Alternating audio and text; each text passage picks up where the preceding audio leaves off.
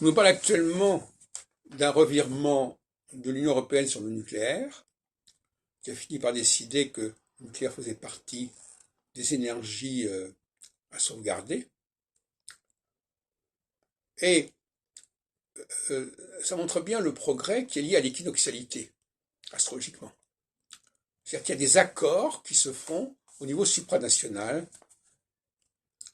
C'est intéressant parce que le commentateur à la radio disait la France ne se contente pas de régler la question nucléaire à son échelle nationale, elle a porté la question au niveau supranational et c'est là que ça a fonctionné. Donc en fin de compte, on ne peut pas régler les problèmes, en tout cas en phase équinoxiale, sans alliance, sans concertation avec d'autres puissances. Et le temps n'est plus de régler les problèmes à une échelle locale, comme on voudrait le faire avec la solsticialité.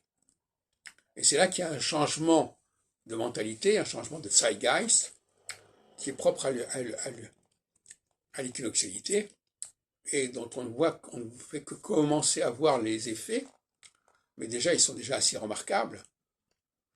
Il ne s'agissait pas d'annoncer des guerres. La question de la guerre n'est pas un élément astrologique en tant que tel. Elle peut en être la conséquence, bien sûr. Mais la question, c'est l'entente. S'il n'y avait pas une entente entre la Russie et l'Allemagne, en 1939, il n'y aurait peut-être pas eu la guerre, tout simplement. Ce sont les ententes qui permettent de changer la donne.